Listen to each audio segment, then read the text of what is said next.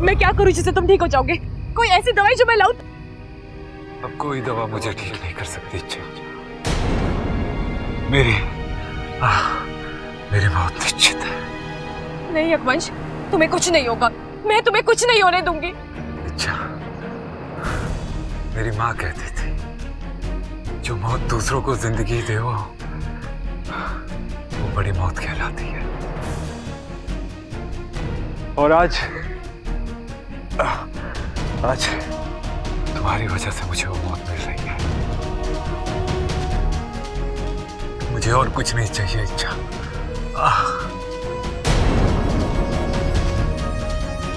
मैं तो जा रहा हूं, लेकिन तुम अपना ध्यान रखना।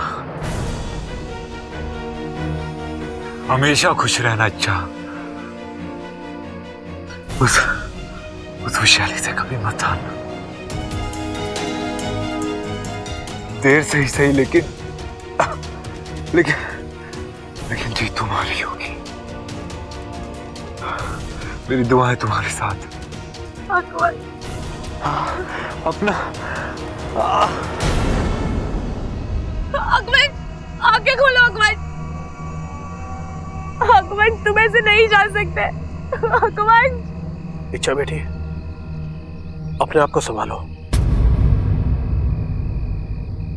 देखो बेटी, हमें यहां से जल्द निकलना होगा, क्योंकि वैशाली अपने परिवार के साथ कभी भी यहां आ सकती है।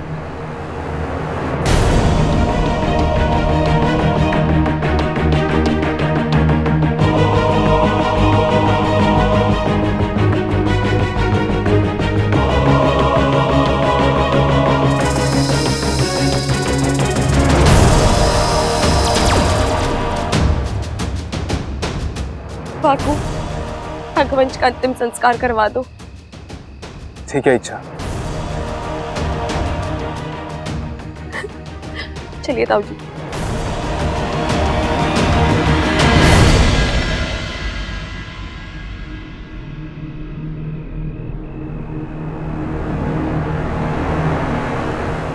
मेरा घर आ गया। मैंने तो आस ही छोड़ दी थी कि कभी अपने घर आ पाऊंगा, अपने परिवार से मिल पाऊंगा, लेकिन शिव जी की कृपा हुई और उन्होंने तुम्हें भेज दिया। हाँ बेटा, अंदर चलते हैं, तुम्हें अपने परिवार से मिलवाता हूँ। अब मैं आपके परिवार से मिल चुकी हूँ। मिल चुकी हूँ?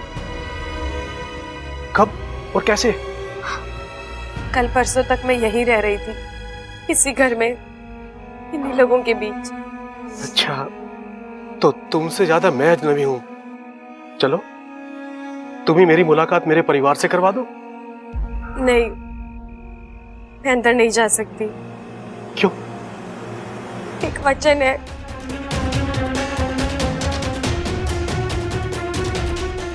कुछ ही घंटों में बब्बल की नाग वितरण विधि शुरू होगी। बचा लो अपने बब्बल को, जाओ।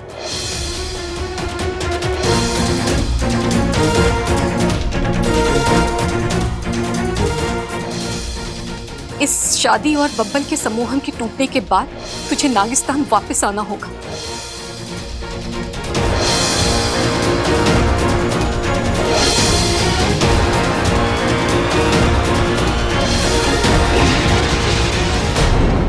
इतना सब कुछ हो गया यहाँ पर? जी, और जो हुआ है उसे बदला नहीं जा सकता। मैं चलती हूँ। मैंने अपनी माँ को वचन दिया है, मुझे वापस जाना होगा। लेकिन बेटा, एक बार सबसे मिलकर। नहीं अंकल, अगर सबसे मिल लूंगी तो कमजोर पड़ जाऊंगी, और फिर इन सबको छोड़कर जाना मेरे लिए बहुत मुश्किल हो जाएगा। ठीक है बेटा, जैसा तुम उचित समझो, लेकिन बेटा मेरी एक बात हमेशा याद रखना, जब तक मैं जिंदा हूं इस घर के दरवाजे तुम्हारे लिए हमेशा खुले रहेंगे। जी शुक्रिया, लेकिन अब मैं यहाँ वापस कभी नहीं आऊंगी।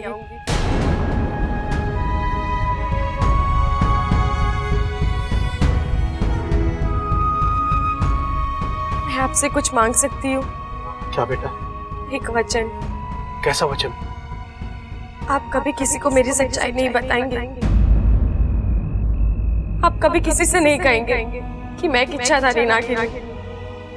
बेटा, तुमने मेरे लिए इतना कुछ किया है, मुझे नई जिंदगी दी है, तो क्या मैं तुम्हारे लिए इतना नहीं कर सकता? ये राज तुम्हारे और मेरे बीच रहेगा। इच्छा बेटा, मुझे तुम्हारे नागिन होने से कोई फर्क नहीं पड़ता। मुझे तुम्हारी अच्छाई याद है और रहेगी। जाओ बेटा, खुश रहो। आप भी जाइए, अपनों से मिलिए। उनकी आंखें भी आपको देखने के लिए तरस रही हैं।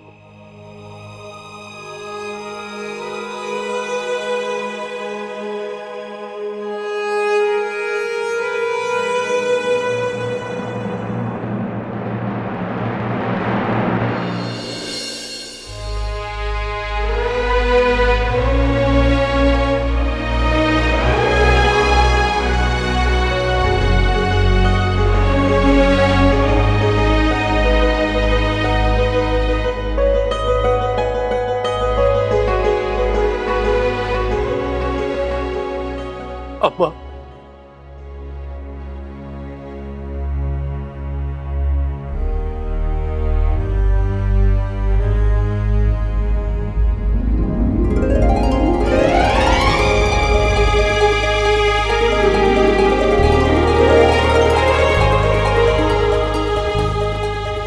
शंकर, शंकर, शंकर, माँ, चोरा।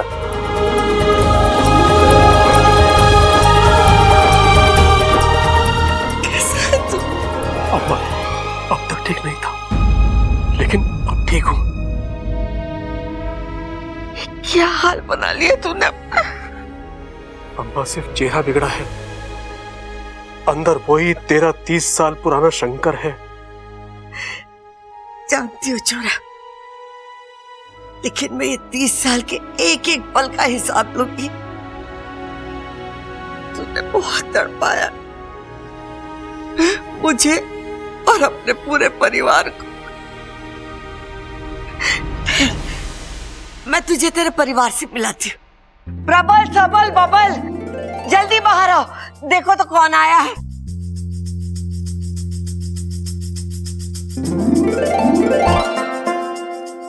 बच्चा, पहचानो तो, ये कौन है?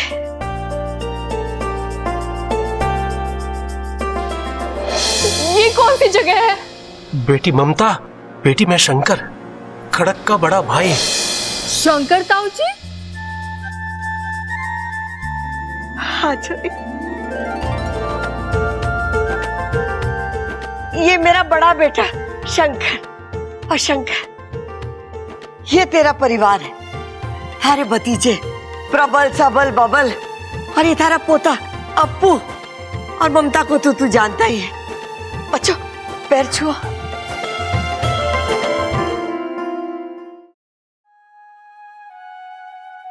अम्मा, लोग कहते हैं जीने के लिए हवा, पानी और खाने की जरूरत होती है,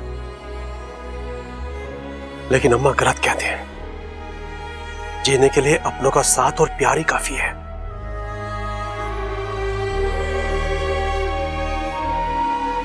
अम्मा, खड़क और चंचल दिखाई नहीं दे रहे हैं? वो दोनों कुल देवता के मंदिर गए दर्शन के लिए, कल तक आ जाएंगे। देखा दादी, हम कहते थे ना कि एक दिन शंकर ताऊ जी वापस आएंगे। लो आ गए। ममता, तू पूजा की थाली तैयार कर। जी। हाँ दादी, शंकर ताऊ जी की गृह प्रवेश की तैयारी हम बड़े धूमधाम से करेंगे।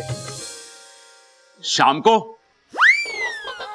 अरे कल शाम तक शंकर ताऊ जी ऐसे खड़े रहेंगे क्या? अरे अभी करेंगे गृह प्रवेश। अरे भाई क्या हो गया? मैं कल शाम नहीं कह रहा, मैं कह रहा हूं धूमधाम। छोरा, ये तो बता, तू इतने दिन था कहाँ? अम्मा, मैं कैद में था, एक इच्छाधारी नागिन की कैद में। मैं तो अब भी छूट नहीं पाता। इच्छा ने आकर मुझे बचा लिया।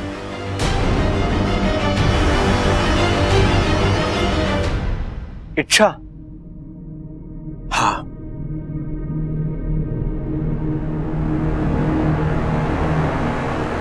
इच्छा को पता चल गया था कि मैं इस घर का बड़ा बेटा हूं। और विशाली की कैद में हूं। उसने मुझे आकर बचा लिया।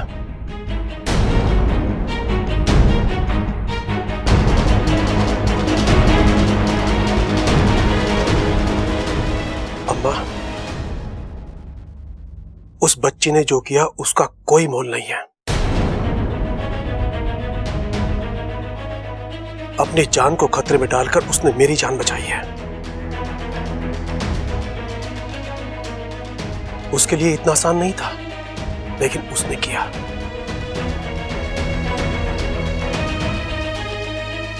मैं नहीं जानता आप सब लोगों से उसका क्या रिश्ता है, लेकिन आप सब लोगों से वो बहुत प्यार करती है।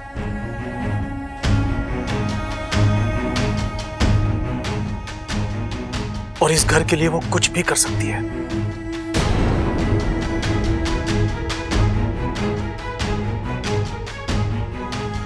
ताऊ जी, इस वक्त इच्छा कहाँ है? नहीं मालूम।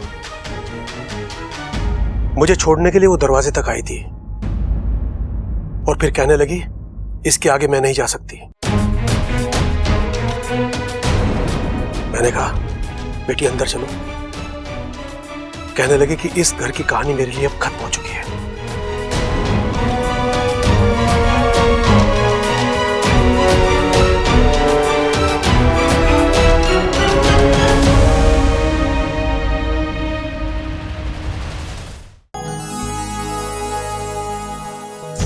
करीब से तेरा दीदार हो गया होता,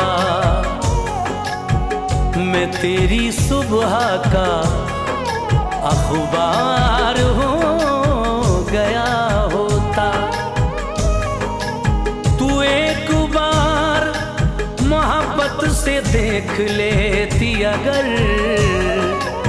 कसम खुदा की तुझे प्यार हो गया होता।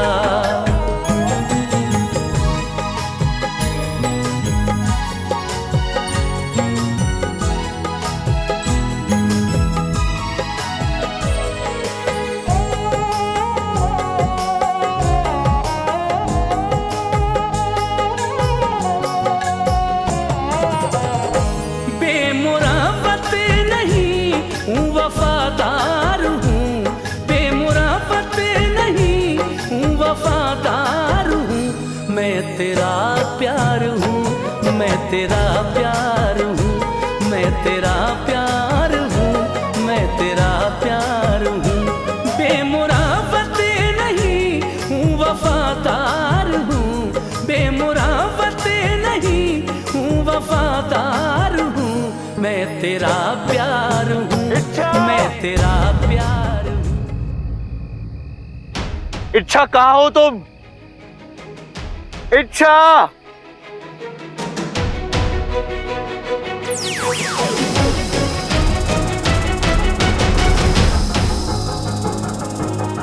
इच्छा!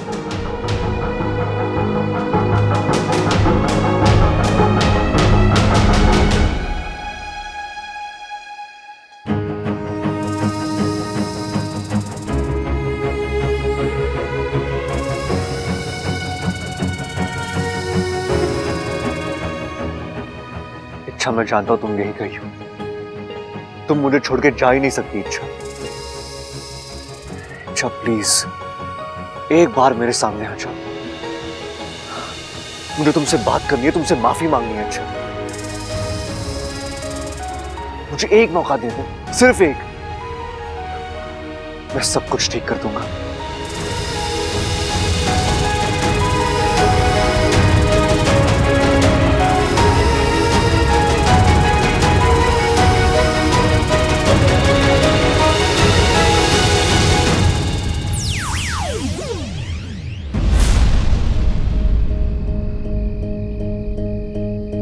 माफ करना बब्बल जी, लेकिन अब किस्मत खुद हमारे रिश्ते को मौका नहीं देना चाहती। हम एक दूसरे के आसपास तो हो सकते हैं, लेकिन एक दूसरे के साथ नहीं।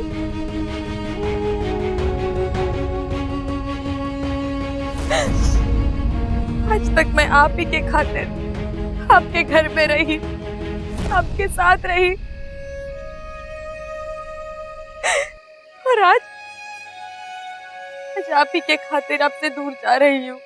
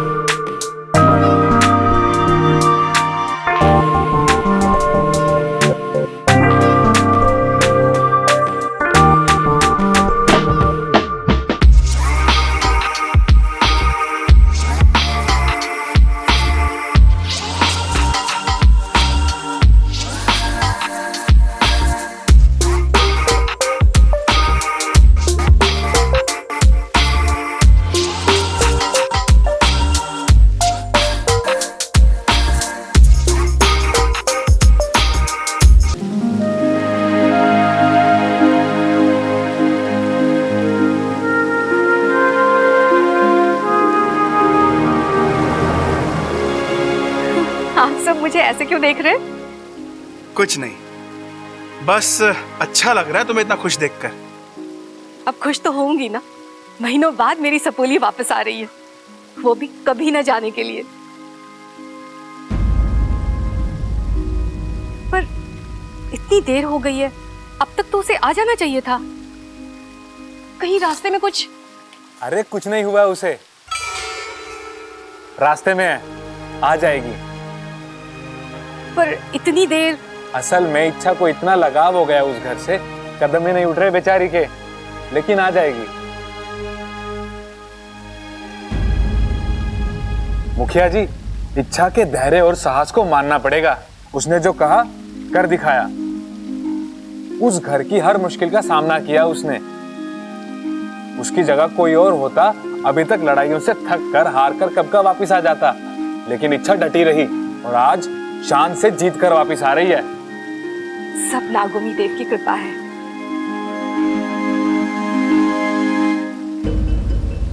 क्या बात है गुरुजी?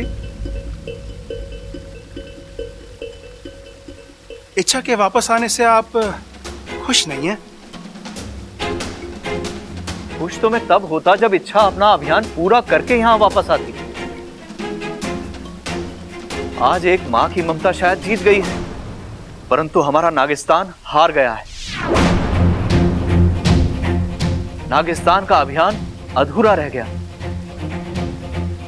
अब शायद इंसान नागों की अच्छाइयों को कभी नहीं समझ सके।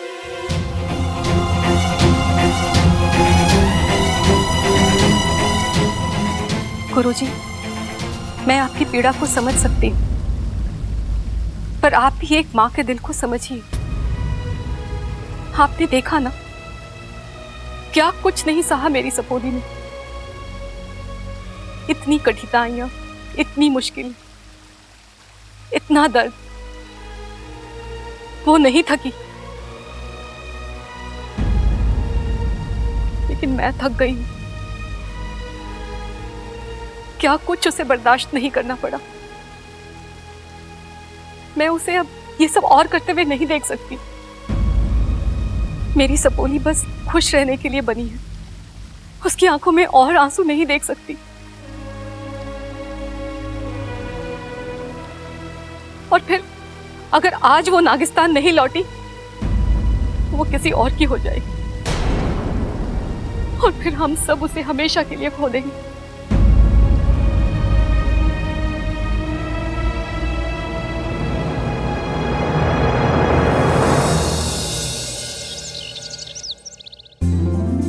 छोरा, खाना कैसा बना? अरे माँ, इतने सालों बाद तेरे हाथ का खाना खाया है, मजा आ गया। तो और खाना, कितना कमजोर हो गया है तू। ममता। जी दादी जी। देख छोरी, मैंने गोंद के लड्डू बना के रखे रसोई में, जा जाके ले आ, शंकर को बहुत पसंद है। जी दादी जी। अरे वाह भाई, भाई ऐसा लग रहा है जैसे आज कोई त्योहार है। अरे सो तो है, ताऊ जी सालों बाद वापस आए हैं। अरे किसी ने मुझे बताया नहीं, कहाँ है ताऊ जी? कहाँ है? ये आदमी कौन है? गलत बात है तेरी दादी, आज तक हमें तो तूने कभी इतने प्यार से खिलाया नहीं, और एक अनजान आदमी को तेरी लाल डायरी कम पढ़ने लग गई आजकल, पूरा रजिस्टर रखा कर अपने साथ। अरे यही है हमारे शंकर ताऊ जी। अरे मेरे को तो पता है, कल ही तो मिले थे, वो दाढ़ी वाड़ी में इतना क्या हुआ बबल जी, कुछ पता चला इच्छा का?